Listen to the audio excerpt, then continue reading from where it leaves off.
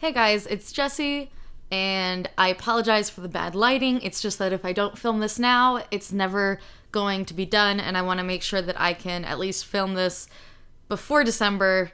I have no idea if this video that you're watching will be out before December, so finals are killing me. This month we read, and by we, I mostly mean me because I don't know what you guys do.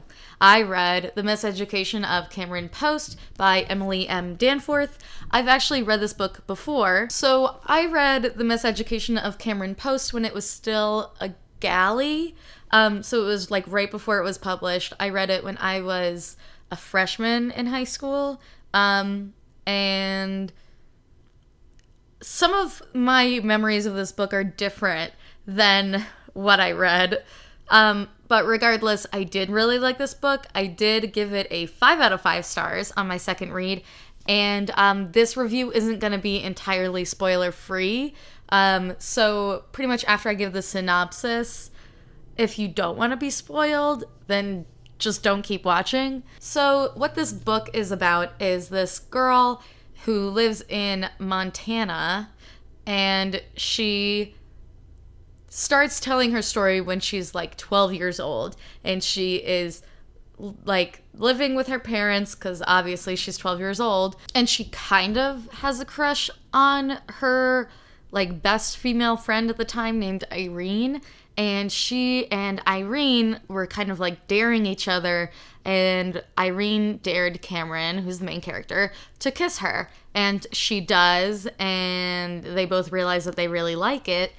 And then Cameron's parents like leave for a weekend, and they go to this place called Quake Lake, which like the main character's mother has like a traumatic memory that's like connected to that place, but you never meet her, so it's not really that relevant. So then Cameron's grandmother comes to stay with her, and one night when Cameron is at a sleepover over at Irene's house, she finds out that her parents have passed away in a tragic car accident at Quake Lake. So Cameron goes home, her Aunt Ruth comes and starts to live with them as Cameron's legal guardian, and the grandma never leaves. She just stays. She lives with them. What's interesting about Ruth is that she is a born-again Christian, and so she gets Cameron really involved in their church. Cameron falls in love with this girl named Coley Taylor, and eventually she gets caught after having had sex with Coley Taylor and is sent to a school where they're trying to pray the gay away. So that's the spoiler-free synopsis. I have made marks in here. This is actually a library book, so I couldn't write in it because my copy of this book is at a friend's house, and I asked her to mail it to me, and she didn't. But one of the interesting things about this book is that it takes place in the kind of early 90s, and so a lot of like the points and perspective that's given in this book are just not poignant at all anymore. And like this isn't anything to do with the story itself, but she like loves VHS rentals, and like that was just so weird to me because like first of all, renting a movie, and second of all, like a VHS. No one reading this book now would probably even know what a VHS is. And I'm not gonna, be didactic and try to explain to you what a VHS is. If you want to know, you can look it up. If you already know, you don't need me to explain it. But getting back to the point about the difference in terms of when this was written and what we have now, because it's about 20 years off, is that there are fewer pray the gay away places. It's pretty much not accepted to send your kid to a pray the gay away place. And there's just like less harsh punishment for being queer. And I mean, a lot of it is because since the Clinton administration, public opinion of queer people has really changed, and we no longer have don't ask, don't tell. And we have legalized same-sex marriage. So, like, that's good. I say that like I'm confused. I'm trying to think. So, I'm not confused. It's just that, like, I'm thinking about the difference in time period. And, like, in this book, Cameron has a friend. I don't remember the friend's name. Lindsay, I think. She lives in Seattle. And so, like, a lot of her relationship with Cameron is her being like, Seattle's so great and so gay. And if you move here, then you'll be able to be a free gay. Whereas, like, now, like, you don't have to be in a big coastal city to be gay and have a decent life. Like, that's not so much what it's like. I mean, I think we're still driven to go to coastal cities because they're more interesting and there's more of us there. But it's not like going there will be your gay salvation. Here's an interesting thing that Lindsay once said to Cameron. It's on page 99. She sometimes talked about how liking girls is political and revolutionary and countercultural. All these names and terms I didn't even know that I was supposed to know, and a bunch of other things I didn't really understand. So what I got from this, like, just in, like, the general chapter and section, was that Cameron didn't see liking girls as political and revolutionary. And while, like, having that inherent attraction romantically and physically to women as a woman is not revolutionary, choosing to identify and be part of a community and not to sort of suppress your own gayness is revolutionary. So, I don't know, it just seems like she's mocking that, where, like, being openly queer is a political statement, and the fact that as a queer person you are alive is politically revolutionary in it of itself. I don't know what the author was trying to get at with that, but it was just kind of a dumb point. What's really interesting about this book is that the main character is one of, like, my kind of favorite tropes in literature, is where everything just sort of happens to the main character and they just sort of have to deal with it and they're kind of neutral in their life. And I like that because I feel like it's so naturalistic and realistic to what it's really like to be a person. So when you're in that character's head, it makes a lot of sense. One of the interesting stylistic things that Emily Danforth did was sort of, instead of giving real, like, in-depth description like J.R.R. Tolkien, she gives, like, memories and, like, little anecdotes of what the character's life is like. And I think that's much better in terms of storytelling because, like, I'm just a person. Like, I don't notice the way someone's blonde hair flowed in the wind like spaghetti. That I pulled out of my butt.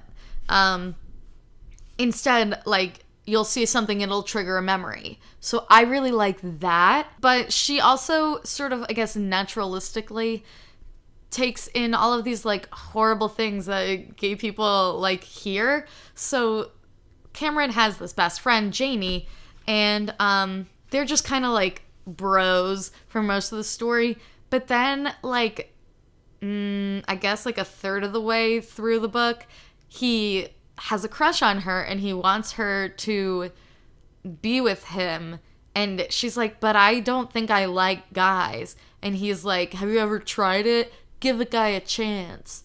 That's on page 156. And it's just so garbage. Like, I've kind of had the same thing said to me. And it's like, you can't coerce someone's sexual orientation to change. And it's not a matter of trying. It's just a matter of, like, what they're attracted to, and there's not really anything you can do to help it one way or the other. So what I like about this book, other than, like, this style, which is, like, one of my favorite styles of writing, is that, like, each one of the characters has their own distinct story, and is, like, interesting in their own way, even if they are an asshole, like her Aunt Ruth, who sends her to this ex-gay camp thing, which is actually like a boarding school. It's really interesting because, like, I feel like it's so hard to get that across, that each character is also their own individual person outside of this universe of the narrative. So I really like that. I think that that's a really great element. So I know I mentioned before that my final recollection of the book is different than like what it actually is. So part of the book is that while they are at this anti-gay boarding school, they're kind of being emotionally abused, because that's what it is when you're trying to get someone to change something about themselves that they can't, and telling them that who they are is bad and sinful. It's just abusive. Like, if you don't agree with me, there's something wrong with you, because I don't know what to tell you. But this one character ends up mutilating himself. And a lot of the people think that, like, he tried to kill himself, but he didn't. It was, like, mutilation, and it's towards the end of the story, but also, just so you know, now you have the trigger warning, in case you don't want to read about it. So the main character and her two best friends at the anti-gay boarding school realize that because of that, and because of the way that they're treating them and mentally, emotionally abusing them, they don't want to stay there anymore, and they decide to leave. And the leaving part is like a slow burn, because they're trying to not seem all buddy-buddy with each other so that they can get certain privileges in order to escape, which is really awesome and really admirable and very, but I'm a cheerleader of them. But the main character, so what I remembered was them kind of going hiking, and then a friend drove by and picked them up. And that's not what I read. What I read was that they hiked to where Cameron's parents died, and she swam in this lake, and then that's the end of the book. Because it gives her closure for her parents' death, it's the beginning of the story, and it's sort of this, like, underlying guilt that she has throughout the book, and at some points she blames her gayness on her parents' death. No, sorry. Sometimes she blames her parents' death on her gayness, which obviously that's not how the world works. But before the internet, when you have a born-again Christian aunt who's sending you to a gross church where they tell you gay people are evil, of course you're going to believe it and think that something that you've done is wrong to make your family die. That is, however, it's obviously not the case. It's just interesting how my memory of this ending of this book is so wrong. How is my memory of this book so off that I could not even remember how it ended? Why is this book 5 out of 5 stars? It is because her prose style is really engaging and intricate and detailed without being overly descriptive. The characters are all vibrant. It's telling a story that is part of gay history. Like, this is something that has happened to a lot of people, so writing this narrative is part of maintaining queer history, so that's really cool and important, and I think should deserve a star. I also am surprised that I liked it just as much, if not more, than when I read it the first time. And I think it's because there's some references in there that they went over my head when I was 14. Like, there's a reference to, she talks about this movie with Susan Sarandon in it. I didn't know who Susan Sarandon was when I was 14. It's just interesting. But, like, I feel like now I got more out of it while also being very angry, and I would like to take a star away because this character got more action in rural Montana than I did in liberal Maryland. But that's not a fair reason to get rid of a star. So it's a really good book. I really, really enjoy this book. I don't really enjoy books that are over like 300 pages. This book is 470 pages, and I liked every chapter of it. So, I mean, it's a good book, and I highly recommend reading it. I would love to foster a discussion in the comments or in the Goodreads group, which last time I checked now has 6 people in it, so I'm happy. You know, get your friends involved in reading queer literature and join the Goodreads group, or just read along and watch the videos, because I don't know, I'm just out here promoting queer literature, but if it's just me reading the books and no one watching and participating, then who am I doing it for? Like I said, highly recommend this book, 5 out of 5 stars, and I'm now gonna go back to studying and dying, so thank you for watching, and I'll see you next time.